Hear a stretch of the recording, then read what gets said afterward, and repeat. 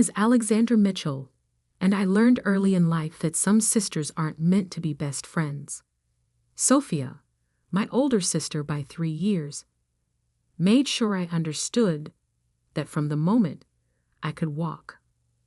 Growing up, Sophia was always the star of the family. Straight A's, student body president, champion debater, she collected achievements like others collected stamps. Our parents' pride in her was matched only by their constant disappointment in me. Where Sophia excelled in public speaking, I preferred quiet research. While she dominated social circles, I spent hours in the library, studying patterns in law and business that others overlooked. "Why can't you be more like your sister?"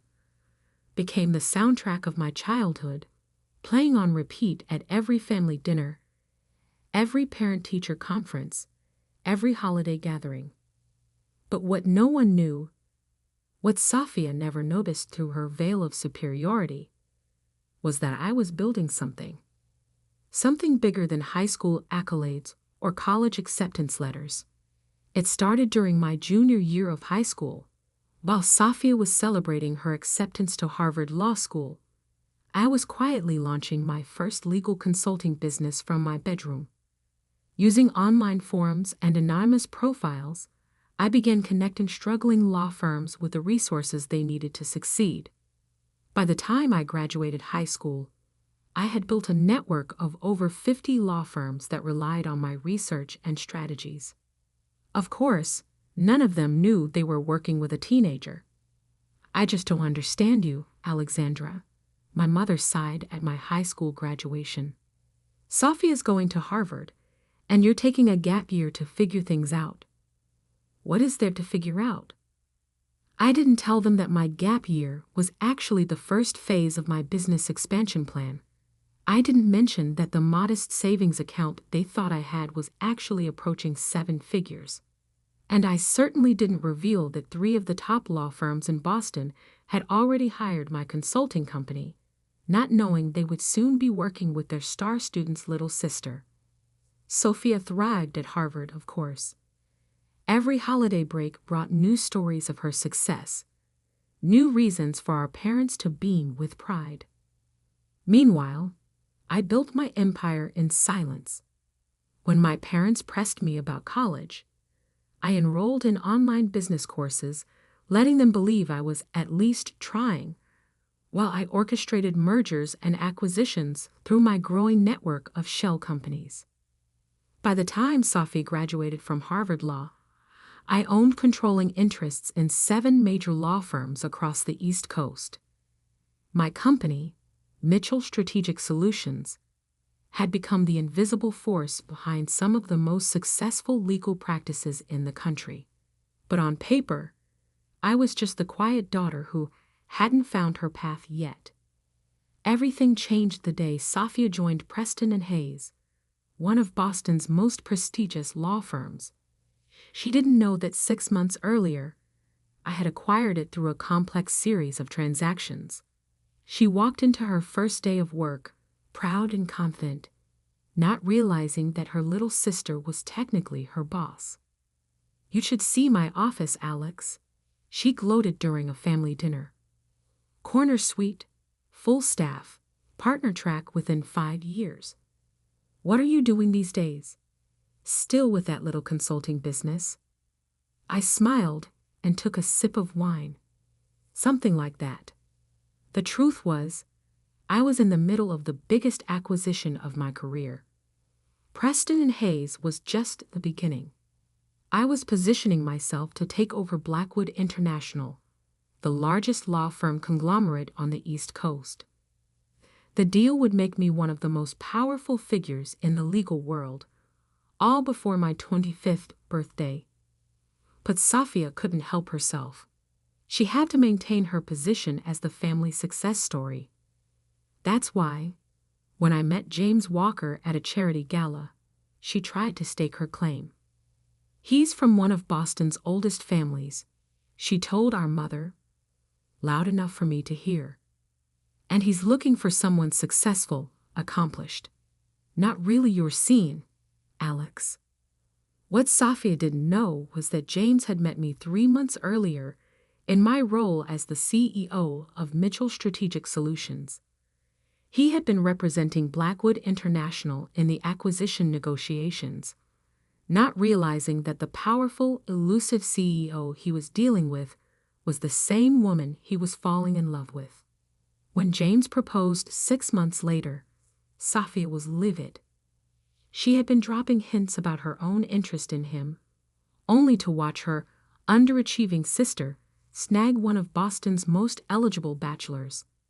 "It doesn't make sense," I overheard her telling our mother.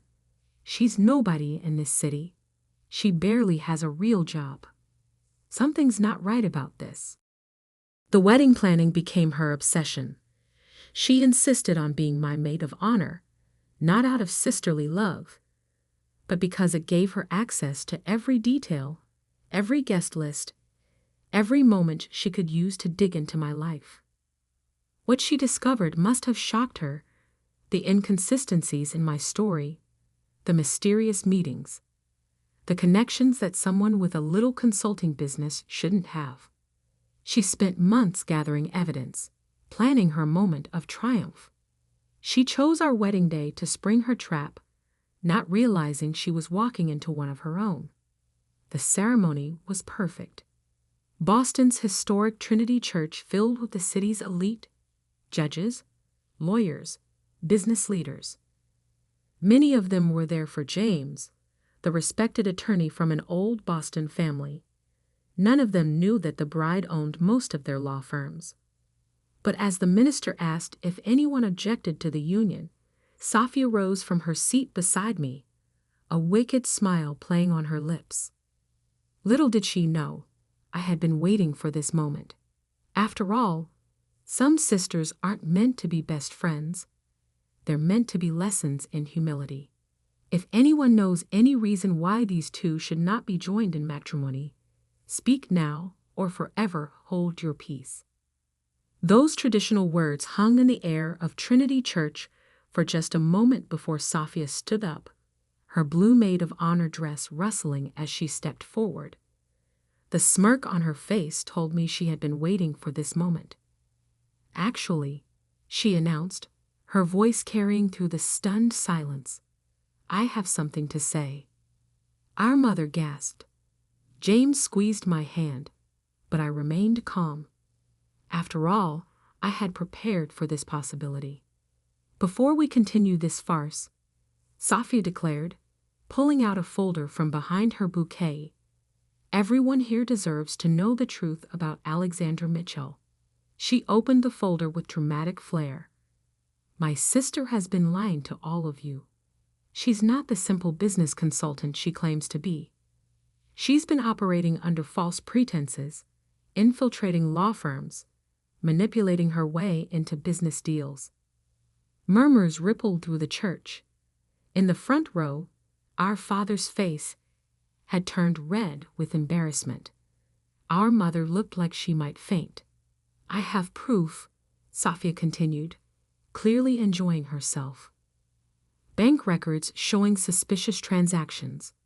Shell companies leading back to her. She's been deceiving everyone, including her fiancé." She turned to James. "Did you know your bride isn't who she claims to be? That while you've been working on the Blackwood International acquisition, she's been orchestrating it?"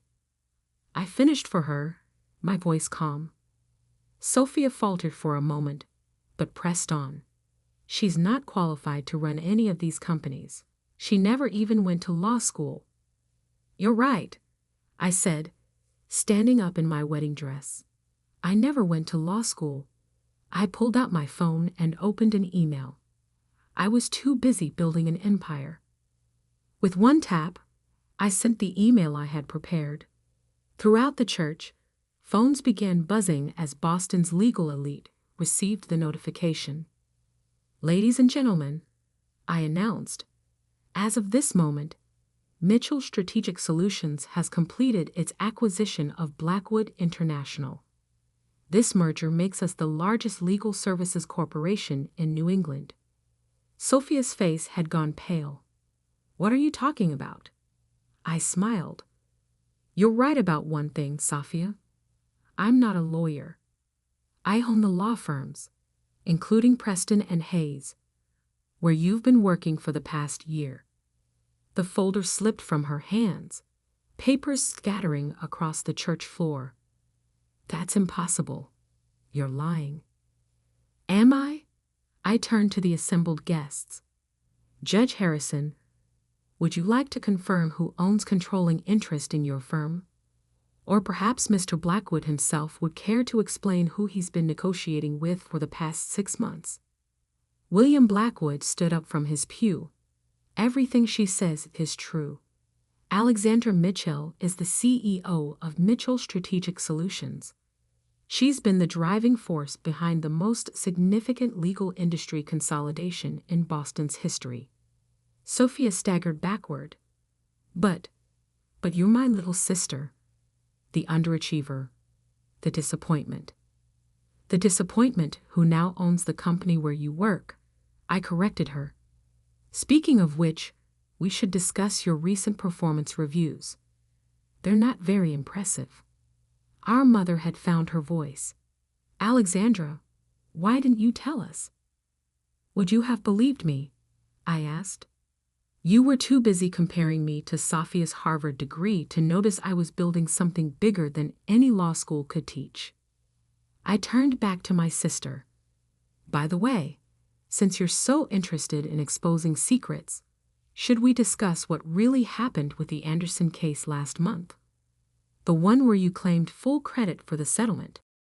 Sophia's face went from pale to ashen. You wouldn't. The actual case files show that you barely contributed, I continued. In fact, your primary contribution was taking credit for work done by your junior associates, something that's become a pattern in your career. That's not true, she protested weakly. The records indicate otherwise, as do the complaints filed by your team, which have been sitting in HR, complaints I now own, by the way. James stepped forward, taking my hand. He was smiling. I should mention, he added, that as chief counsel for Blackwood International, I've known exactly who Alexandra is from the beginning. We met during the initial merger negotiations, long before that charity gala where you tried to warn me about her. Sophia looked around desperately, but she found no allies in the crowd. The city's most powerful legal minds were all nodding in recognition. They had all dealt with Mitchell Strategic Solutions, even if they hadn't known the owner's identity until now. So, I said, straightening my wedding dress, would you like to continue exposing secrets, dear sister? Or shall we proceed with my wedding? Sophia stood frozen, her carefully planned moment of triumph transformed into her own public humiliation. Finally, she managed to whisper, Why didn't you ever tell me? You never asked, I replied simply. You were too busy looking down at me to notice I had risen above you. I turned to the minister. Shall we continue? But Sophia wasn't quite finished. As she sank back into her seat, she muttered just loud enough for me to hear, This isn't over. I caught her eye and smiled. Actually, it is. Check your email. As if on cue, her phone buzzed. Her eyes widened as she read the message. An official notice of her immediate termination from Preston and Hayes, effective that moment. You can't fire me, she hissed. I'm not firing you, I corrected her. The evidence of your misconduct and credit theft is firing you. I'm just the owner who approved the termination. The minister cleared his throat, clearly unsure how to proceed after such drama, but I simply nodded for him to continue. After all, this was still my wedding day, even if it had turned into something more. As I stood there, preparing to say my vows, I caught a glimpse of my reflection in one of the church's stained glass windows. I saw not the quiet, overlooked younger sister, but the powerful woman I had become. the woman who had built an empire while others underestimated her. And as I looked at Sofia, now sitting humiliated in her maid of honor dress, I realized that sometimes the best revenge isn't just success. It's success that no one saw coming. The ceremony continued, but the atmosphere had shifted. This was no longer just a wedding. It was a coronation. My parents sat in stunned silence, processing the revelation that their underachieving daughter was actually one of the most powerful people in the room. As I said, "I do," I couldn't help but think how fitting it was that my wedding day had become the day I finally stepped out of the shadows. After all, what better way to start a new life than by revealing your true power? But even as I celebrated, I knew this was just the beginning. Sofia's words, "This isn't over," echoed in my mind. She had always been competitive, vindictive. She wouldn't take this humiliation lying down. What she didn't realize was that I was counting on that. The reception at the Boston Harbor Hotel should have been the perfect celebration. Instead, it became the battlefield for the next phase of Sofia's war against me. I was barely through my first dance with James when my phone buzzed with urgent messages. Sofia had gone straight from the church to the media, attempting to spin a story about corporate espionage and illegal business practices. Mitchell Strategic Solutions built through deception. Read the headline she had somehow managed to plant in an online business journal. Harvard graduate exposes sister's fraudulent empire. I smiled, showing the article to James. He raised an eyebrow. She really doesn't know when to quit, does she? No, I replied. She doesn't. But I was ready for this too. I nodded to Catherine, my chief of operations, who had been waiting discreetly by the bar. She immediately began making calls. Within an hour, every major news outlet in Boston received a comprehensive press package detailing Mitchell Strategic Solutions' completely legal rise to power, including all regulatory filings and compliance records. But Sofia wasn't done. As guests mingled over champagne and hors d'oeuvres, she made her way through the crowd, whispering to key figures in Boston's legal community. "Did you know she's been recording your private conversations?"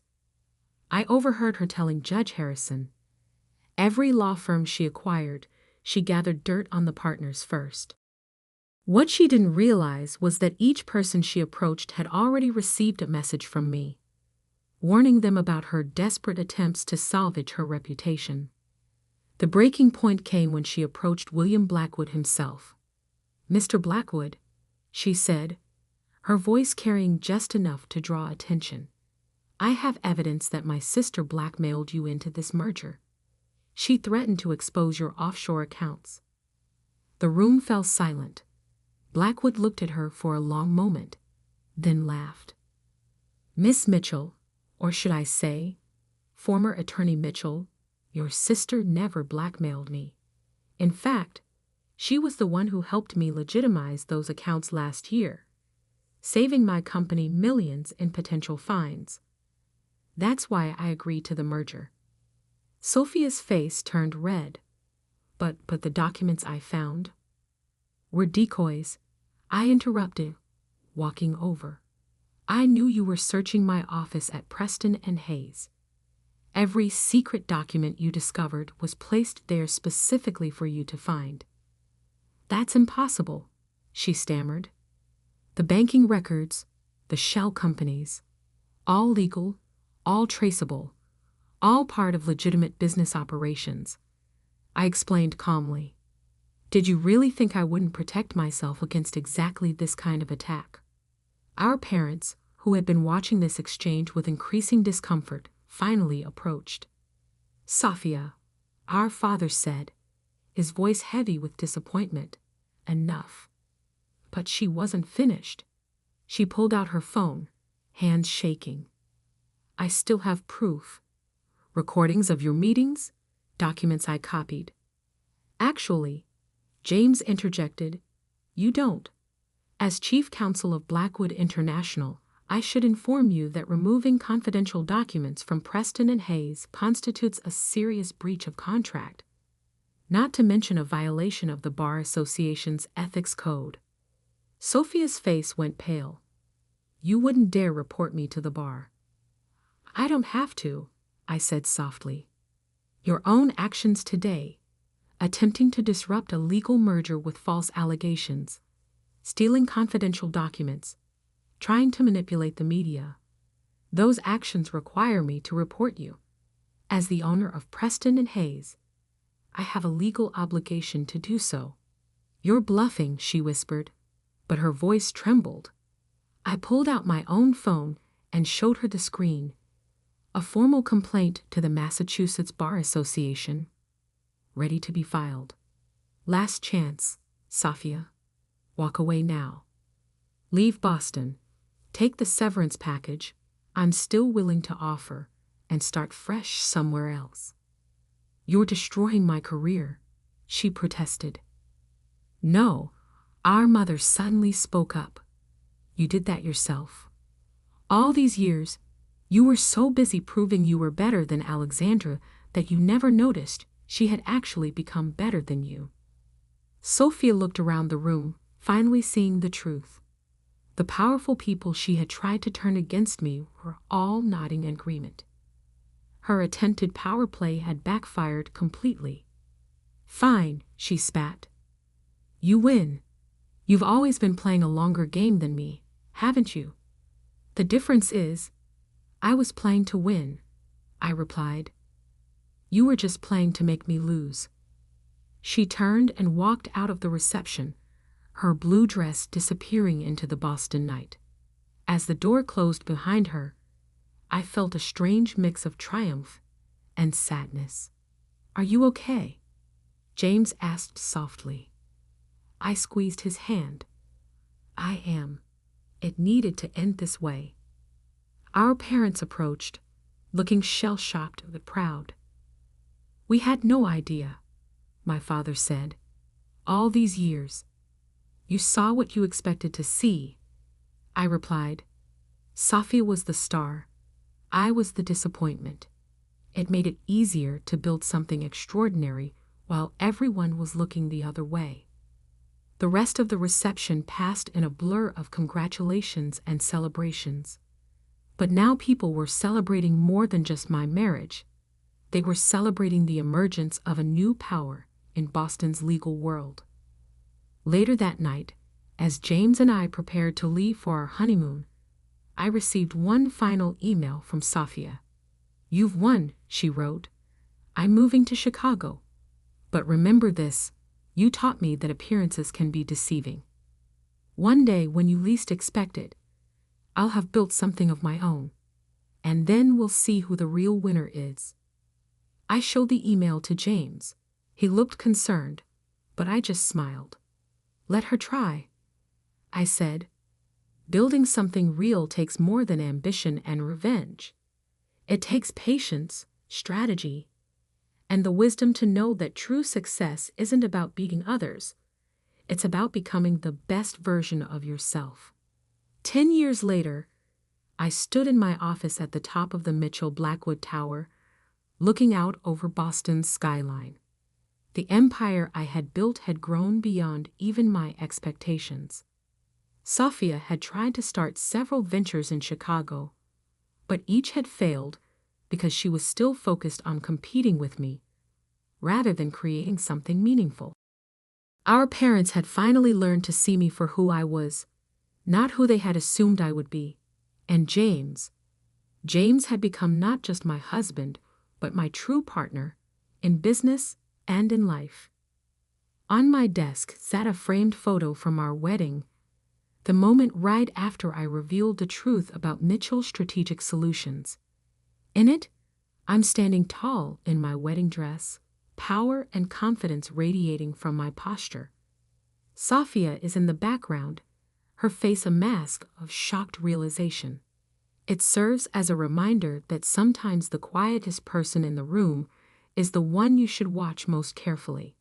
Because while some people spend their lives trying to prove their worth through words and showmanship, others build empires in silence.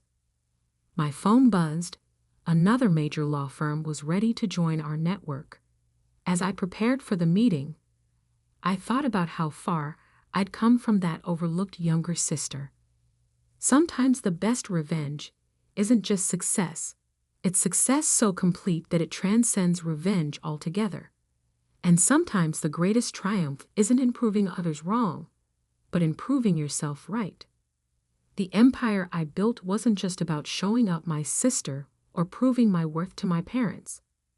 It was about creating something lasting, something meaningful, something that would outlive any family drama or personal vendetta. And as I sat down to sign the papers that would further expand my business empire, I couldn't help but smile. Because in the end, the quiet sister had roared the loudest, not